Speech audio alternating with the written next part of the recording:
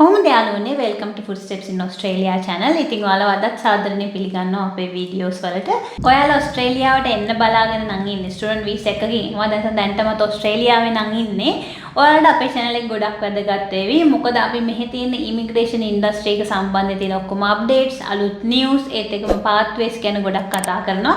ඒ නිසා subscribe කරලා තියාගන්න. දිගටම අපේ වීඩියෝස් බලන්න කියලා අපි ආරාධනා කරනවා. ඉතින් අද මම කතා කරන්නේ ගොඩක් ඉන්ට්‍රස්ටිං මාතෘකාවක් ගැන. දැන් ගොඩක් ළමයි දන්නවා ඉන්විටේෂන් රවුන්ඩ්ස් එක්ටි. ඒ කියන්නේ ස්ටුඩන්ට් වීසා එක ගියාන් පස්සේ ඔස්ට්‍රේලියාවේ ඔයා PR එකට යන නම් ඔස්ට්‍රේලියාවේ රජය ඔයාට ඔයා EY එක ලොජ් කරන් පස්සේ ඔයාට ඉන්වයිට් කරන්න ඕනේ. හරි. දැන් ඔයා ඇප්ලයි කරන්න PR එකට කියලා. ඉතින් ගොඩක් කට්ටිය දන්නවා මේ දවස්වල කලින් තිබ්බ ඉන්විටේෂන් රවුන්ඩ්ස් බැලුවාම ගොඩක් වෙලාවට ඉන්විටේෂන් රවුන්ඩ්ස් අඩුම ලකුණු ප්‍රමාණයකින් ලැබෙන්නේ ට්‍රේඩ්ස් පැත්තේ තියෙන ඔකියුපේෂන් වලට. දැන් උදාහරණයක් විදිහට මට ඔයාලට පෙන්නන්න පුළුවන්. ගිය පාර තිබ්බ ඉන්විටේෂන් රවුන්ඩ් එක බැලුවොත් එහෙම 65 තමයි මිනිමම් පොයින්ට්ස් ප්‍රමාණය. එතකොට මෙතන බැලුවොත් air conditioner and mechanical services ප්ලම්බර්ට 65කින් ඉන්වයිට් කරලා තියෙනවා. ඊට පස්සේ බ්‍රික්ලේ 65කින්, ඒත් එක්කම ඊට පස්සේ කාපෙන්ටර් 65යි, කාපෙන්ටර් ඇන්ඩ් ජොයිනර් 65යි.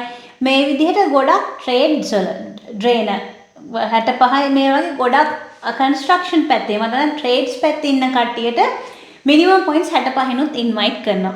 ඉතින් මේ නිසා ගොඩක් අය කැමති. ඒත් එක්කම ඔයාලා මතකද මම කලින් වීඩියෝ එකක් කරා මිනිස්ට්‍රියල් ඩිරෙක්ෂන් 119 එක ගැන. ඒකෙදි ඔස්ට්‍රේලියාවේ රජයේ ස්කිල්ඩ් වීසා ප්‍රොසෙස් කරද්දී කන්ස්ට්‍රක්ෂන් ට්‍රේඩ් එකේ ඇප්ලයි කරලා තියෙන අයට ප්‍රයොරිටි එකක් දෙනවා කියලා තියෙනවා. ඉතින් එහෙම බලද්දී ඔයාලට තේරෙනවා මේ ට්‍රේඩ්ස් පැත්තට ප්‍රයොරිටි එකක් තියෙනවා ඔස්ට්‍රේලියාවේ. එතකොට ඔයා කොහොමද ට්‍රේඩ් කෝස් එකක් කරන්න ආවොත් එහෙමත් නැත්නම් ට්‍රේඩ් කෝස් එක ඉගෙන ගත්තොත් ඔයා කොහොමද PR පාත් එකක් දක්වා යන්නේ කියන්නේ ගැන තමයි අද අපි කියලා දෙන්න යන්නේ. ඉතින් ට්‍රේඩ් කෝස් එකක් කරන්න හෝ වෙන කෝස් එකක් කරන්න හෝ ස්ටුඩන්ට් කෙනෙක් ඉදිරියට ඕස්ට්‍රේලියාවට ආවහම ඔයාලට ඉන්න තැනක් තියෙන්න ඕනේ. එතෙන්දි තමයි අපි අපේ ඇකොමඩේෂන් පාර්ට්නර් ඇම්බර් ඔයාලට හඳුන්වලා දෙන්නේ. ඉතින් ඇම්බර් කියන්නේ ස්ටුඩන්ට් වීසා වලින් යන ළමයිට ඉන්න තැනක් හොයලා දෙන ඇකොමඩේෂන් පාර්ට්නර් කෙනෙක්. ඔස්ට්‍රේලියාව විතරක් නෙමෙයි ගොඩාක් රටවල ඇම්බර් ඒගොල්ලන්ගේ සර්විසස් ප්‍රොවයිඩ් කරනවා. අපි ලින්ක් එකක් දාන්නම් අපේ ඩිස්ක්‍රිප්ෂන් එකේ. ඒක ක්ලික් කරලා ඔයා ස්ටුඩන්ට් වීසා එකකින් එද්දී ඔයාට රූම් එකක් බුක් කරගත්තොත් ඔයාලට ප්‍රයොරිටි ප්‍රොසෙසින් ලැබෙනවා. ඒත් එකම ඇම්බර් හරහා බුක් කරාන් පස්සේ ඔයාලට තියෙන වාසිය තමයි ඔයාලා අනිවාර්යෙන් දන්නවා ඔයාලට කාමරේ තියෙනවා කියලා. මොකද ගොඩාක් ළමයිට සමහරවිට Facebook වලින් කවුරු හරි හම්බෙලා කාමරයක් බුක් කරගෙන ඉන්නවා. නමුත් එද්දි කාමරේ නැහැ, සල්ලි නැති වෙනවා, මේ වගේ වංචාවලට අහු වෙනවා. එහෙම වෙන්නේ නැහැ ඇම්බර් එක. ඊට පස්සේ කාමරයක් හම්බෙනවා විතරක් නෙමෙයි. ඔය ගොඩක් වෙලාවට ඉන්නේ ස්ටුඩන්ට්ස්ලාත් එක්ක වගේ නෙට්වර්කින් වලට වගේ පාඩම් වලට අනිත් එක යුනිවර්සිටි එකට ළඟපාත තැනක වුණාම ඔයාට වාසි ගොඩයි. කපල් එක්කට පවා ඉන්න පුළුවන් ඇම්බර් හරහා ඔයගොල්ලෝ බුක් කරොත්. ඉතින් අපේ ඩිස්ක්‍රිප්ෂන් එක දැම්මම ක්ලික් කරලා ඔයාලට අවශ්‍ය රූම් එකක් බුක් කරගන්න. ඉතින් අපේ ඩිස්ක්‍රිප්ෂන් එකේ තියෙන ලින්ක් එක ක්ලික් කරලා ඔයාට අවශ්‍ය කරන රූම් එකක් බුක් කරගන්න පුළුවන්. ඔයාගේ ස්ටුඩන්ට් වීසා එක පෙන්නලා. අනිත් එක තියෙන හොඳම දේ තමයි පේ ස්ලිප් පෙන්නන්න ඕනේ, රෙන්ටල් හිස්ටරි පෙන්නන්න ඕනේ.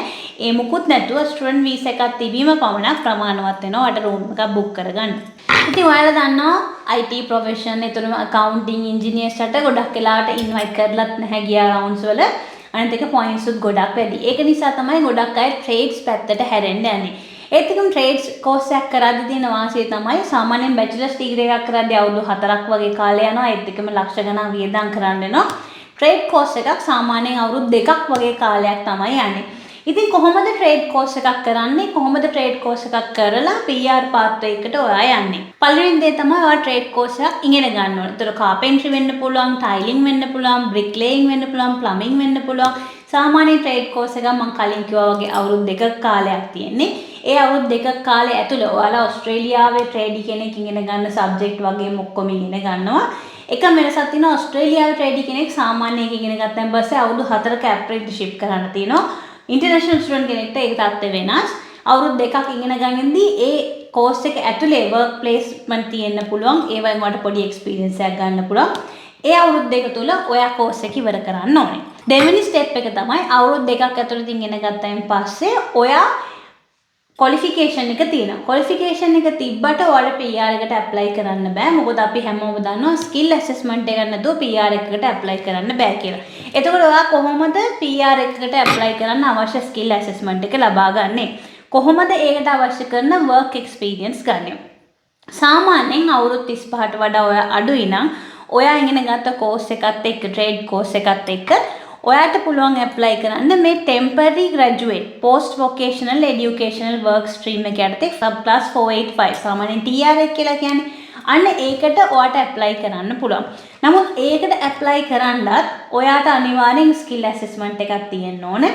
ඒ skill assessment එක ඔයාට හම්බෙන්නේ මෙන්න මේ කියන job ready කියන program එකෙන්. Trades Recognition Australia හරහා job ready program එකෙන් ඔයාට ගන්න පුළුවන් මෙන්න මේ provisional skill assessment කියන එක.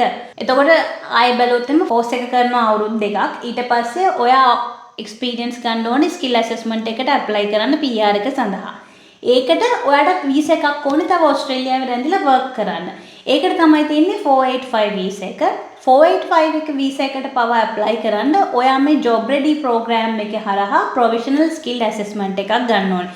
මේකත් මේ රජයේ වෙබ්සයිට් එකකින් මම ඔයාලට පෙන්නන්නේ. මේ තියෙන provisional skill assessment එකෙන් ඔයාට ඒ කියන්නේ ඔයා qualification එක කරායින් පස්සේ ඒකට අදාළ eligibility requirements තියෙනවා නම් මේ assessment එකෙන් පස්සේ ඔයාට outcome letter එකක් හම්බෙනවා. ඒක පාවිච්චි කරලා ඔයා 485 එක apply කරන්න ඕනේ. ඊට පස්සේ ඔයා job ready program එකට register වෙන්න ඕනේ.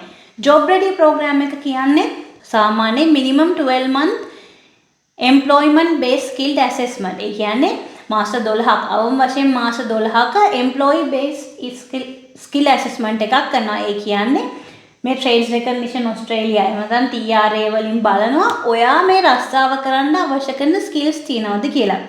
දැන් බලන්න මේක කියවපුත් පාරමින් ලේසි නෑ. මේ job ready program එකේ steps 3ක් තියෙනවා. මේ වීඩියෝ එකේ මම මේ steps 3 කියන්නේ නැහැ. මොකද ඒක ගොඩක් විස්තර තියෙන නිසා. ඔයාලා කැමති නම් මොකද්ද මේ job ready program එක කියන්නේ කියලා මේ trade courses වලට අදාළව කමෙන්ට් එකක් දාන්න trades කියලා. එතකොට මම වෙනම වීඩියෝ එකක් කරන්නම් මේ job ready program එක කියන්නේ මොකක්ද කියලා. එතකොට ඔයා 485 එක ගත්තායින් පස්සේ මේ job ready program එකට register වෙලා මාස 12ක් වැඩි කරායින් පස්සේ එයාලා දෙනවා full skill assessment එක. එතකොට ආයෙ මතක් කරොත් පළවෙනියට කරන්න ඕනේ ඔයා trade course එකක් කරන්න ඕනේ. සාමාන්‍ය අවුරුදු දෙකක් විතර යනවා. ඊට පස්සේ ඔයා මාස 12ක්වත් වැඩ කරලා තියෙන්න ඕනේ. ඉතින් මාස 12ක් වැඩ කරන්න ඔයාට තව visa එකක් අවශ්‍යයි. ඒ වෙලාවෙත් තමයි අවුරුදු 35ට අඩු නම් සහ ඒ visa class එකේ eligibility requirements තියෙනවා නම් ඔයාට 485 එකට apply කරන්න පුළුවන්. job ready program එකෙන් provisional skill assessment එකක් අරගෙන ඊළඟට තුන්වෙනි step එක තමයි job ready program එක අනුව මාස 12ක් වැඩ කරලා ඒකේ තියෙන skill assessment එක ඔයා final කරගන්න ඕනේ. ඒකේ කොටස් තුනක් තියෙනවා. මේ තියෙන්නේ job ready employment එක තියෙනවා, job ready workplace assessment එක තියෙනවා, job ready final assessment එක තියෙනවා. මේ ඔක්කොටම දැනට cost එක 3410ක් කියලා තියෙනවා. ඉතින් මේ පිළිබඳ විස්තර මම අනිත් වීඩියෝ එකකින් කරන්නම්. ඒකෙන් පස්සේ ඔයාට skill assessment එක ලැබුණායින් පස්සේ ඔයාගේ work experience එක තිබ්බයින් පස්සේ ඔයාට පුළුවන් සාමාන්‍ය skill visa එකකට යන process එකේ යන්න. ඒ කියන්නේ ඔයාගේ documents ඔක්කොම ලෑස්ති කරගෙන ඔයාට පුළුවන් EOI එකක් lodge කරන්න. ඊට පස්සේ government එකේ invitation round වලදී කලින් invitation round වලුවම ඒ carpenters ලට, tilers ලට, plumbers ලට, ඒ construction trade පැත්තේ කට්ටියට 65 points වලින් invite කරලා තියෙනවා. එහෙම ඔයාට ඒ points වලින් invitation එකක් ලැබෙන්න අවස්ථාවක් තියෙනවා. නමුත් මතක තියාගන්න trade course එකක් කියන එක හැමෝටම කරන්න පුළුවන් එකක් නෙමෙයි. කියන්නේ ඔයා ගොඩාක් වයස වැඩි නම් ඔයාගේ profile එක වෙනස් නම් ඔයා එකපාරටම trade course එකකට apply කරද්දී ඔයාට ඒ student visa එක ලැබෙන්න තියෙන ප්‍රවණතාවය ගොඩක් අඩුයි. ඉතින් මම ඔයාලට පෙන්නන්නම් උදාහරණයක් විදිහට ඔයාලගේ research එක කරන්න. දැන් මම ගිහිල්ලා බැලුවා tafeinternational.wa.edu.au කියන එකේ තියෙන certificate 3 in bricklaying and block laying. එතකොට ඒ course එකේ තියෙනවා ඒකට අවශ්‍ය කරන admission requirements. IELTS requirement එකක් තියෙන්න ඕනේ. Australian year 10 හෝ ඒ හා සමාන පාස් වෙලා තියෙන්න ඕනේ. ඒත් එක්කම මේ තියෙන්නේ ඒගොල්ලන්ගේ study option ටික පෙන්නලා තියෙනවා. ඉතින් මේ website වලට ගිහින් බලන්න ඔයාට eligibility requirements තියෙනවද කියලා. එහෙම නැත්නම් මම කලින් කියවනේ මේ trade courses කියන එක හැමෝටම කරන්න පුළුවන් නේ. විශේෂයෙන්ම ලංකාවෙන් එන ළමයිට trade courses වලට offshore application ළමයිට trade courses ගන්න තියෙන සම්භාවිතතාවය ගොඩක් අඩුයි. නමුත් ඔයා ඒ අදාළ කරන eligibility requirement වල fit වෙනවා නම් ඔයාගේ profile එක fit වෙනවා නම් ඔයාට පුළුවන් මේ path එක හරහා යන්න. ඉතින් ඔයා දන්නේ නැත්නම් ඒක කොහොමද කරන්නේ කියලා ඔයාලට අපි උදව් කරන්න ඉන්නවා. ඔයගොල්ලෝ දන්නවා අපි education agent කෙනෙක් කියලා. ඉතින් ඔයාලට පුළුවන් chat with fia@gmail.com එකට ඔයාගේ විස්තරය වන්න අපිට බලන්න පුළුවන් ඔයාලට ට්‍රේඩ් පාත්වේ එකක් ගන්න පුළුවන්ද කියලා. ඉතින් මේ හැමදේම මතක තියාගන්න. මොකද මම කලිනුත් වීඩියෝ එකක් කරා එකපාරට ටීචින් ගැන කියලා. මෙතනදී මම ෆුල් ඔක්කොම කවර් කරලා නැහැ. මම මේ ස්ටෙප්ස් ටික හයි ලෙවල් තමයි කවර් කරලා තියෙන්නේ. ඉතින් ඒ ට්‍රේඩ්ස් වලට මේ කෝස් එකට අමතරව කරන්න තියෙන තවත් දේවල්, තවත් ලයිසන් ගන්න ඇති, තවත් ක්වොලිෆිකේෂන් කරන්න ඕනේ, තවත් වර්ක් ප්ලේස්මන්ට් කරන්න ඕනේ. ඉතින් මම මේ හයි ලෙවල් ඕවර්විව් එකක් තමයි ඔයගලන්ට දුන්නේ. නිසා හිතන්න එපා හැම ට්‍රේඩ් කෝස් එකටම මේ චුට්ටු විතරක් කරාම ඇති කියලා නෑ. එක එක කෝසස් වලට, එක එක ඔකියුපේෂන් වලට, එක එක ස්කිල් ඇසස්මන්ට් වලට අදාළ දේවල් වෙන වෙනම තියෙනවා. IELTS කරන්න ඕනේ, මේ හැමදේම තියෙනවා. මම මේ ඕවර්විව් එකක් තමයි ඔයාලට කිව්වේ. ඉතින් ඔයාලා කැමති නම් මම අර කලින් කිව්වා වගේ ජොබ් රෙඩි ප්‍රෝග්‍රෑම් එක ගැන විස්තර දැනගන්න ට්‍රේඩ්ස් කියලා කමෙන්ට් එකක් දාන්න. ඒත් එකම ඔයාලා මොකක් හරි ඕස්ට්‍රේලියාවෙන් ඉගෙන ගන්න කැමති නම් ස්ටුඩන්ට් වීසා එකේ ඉන්න කැමති නම් අපිට ඊමේල් එකක් දාන්න chatwithfia@gmail.com කියලා. මේ ඔයාලට තියෙන ඔප්ෂන්ස්. ඔයාලා ට්‍රැඩිෂනලි ඉගෙන ගන්න දේවල්ම ඉගෙන ගන්න අවශ්‍ය නැහැ. නමුත් මතක තියාගන්න ඕනම ස්ටුඩන්ට් වීසා එකක තියෙනවා genuine student requirement එක. ඒ නිසා ඔයාලට හිතුණු පළියට මම අද දැන් ට්‍රේඩ් කෝස් එකක් කරලා මම ඕස්ට්‍රේලියාව ගිහිල්ලා PR ගන්නවා කියලා එහෙම කරන්න බෑ. මේ ඔයා කරන කෝස් එක ඔයාට ගැලපෙන්න ඕන. ඔයාගේ ප්‍රොෆයිල් එකට ගැලපෙන්න ඕන. ඔයාගේ genuine student requirement එකට ගැලපෙන්න ඕනේ. ඒ නිසා හයිප් වෙන්න එපා අනවශ්‍ය විදියට ඕන මම දැන් ඉගෙන ගන්න එක ඔක්කොම නතර කරලා ට්‍රේඩ් කෝස් එකක් කරනවා කියලා එහෙම ලේසියෙන් ස්ටුඩන්ට් වීසා ගන්න බෑ. ඒක ඔයාට ගැලපෙන්න ඕනේ. ඒ eligibility requirements වලට ඔයා fit වෙන්න ඕනේ.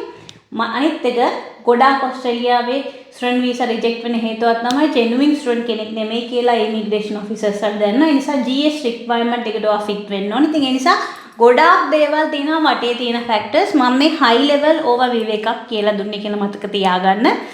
එහෙනම් මම හිතනවා මේක ඔයාලට සෑහෙන උපකාරී වෙන්නේ නැති කියලා. ඔයාලා ඒ වයස නම් ඉන්නේ. ගොඩාක් වෙලාවට මම හිතන්නේ ට්‍රේඩ් කෝසස් වලට අවස්ථාව තියෙන්නේ සාමාන්‍යයෙන් ඉස්කෝලෙන් අවුට් වෙච්ච වගේ ළමෙක්ට. එයා සමහරක් විට එයා ඉස්කෝලේ වගේ දේවල් කරලා තියෙනවා නම් අන්න ඒ වගේ කෙනෙක් ෆිට වෙනවා ඒ ප්‍රොෆයිල් එකට. මොකද එයාලා වෙන දෙයක් ඉගෙනගෙන නෑ. එයාගේ ආසාව තියෙන්නේ ඒ පැත්තට. අන්න ඒ වගේ genuine student requirement එකට ගැලපෙන points තියෙනවා නම් ඒ වගේ කෙනෙක්ට මේකේ chance එක වැඩි කියලා මට හිතෙනවා. නමුත් වීසා එකක් කියන්නේ එක එක පුද්ගලයාගෙන් පුද්ගලයාට වෙනස් වෙනවා. මේ migration advice නෙමෙයි. ඔයාට අදාළ කරන වීසා එක මොකද්ද, කොහොමද ඒකට ඇප්ලයි කරන්නේ, මේකට ඔයා අනිවාර්යෙන් ගන්න ඕනේ මයිග්‍රේෂන් ඒජන්ට් කෙනෙක්ගේ ඇඩ්වයිස් එක. මම ඔයාට ලබා දෙන්නේ සාමාන්‍යයෙන් මේ වෙබ්සයිට් වල තියෙන available තියෙන information. ඒ වයින් ඔයාට ඔයාගේ රිසර්ච් එකට උදව්වක් ගන්න පුළුවන්. හරි. එහෙනම් ඊළඟ වීඩියෝ එකෙන් හම්බ වෙනකම් ඔයාලා හැමෝටම සුබ සතියක් කියලා ප්‍රාර්ථනා කරනවා. බයි.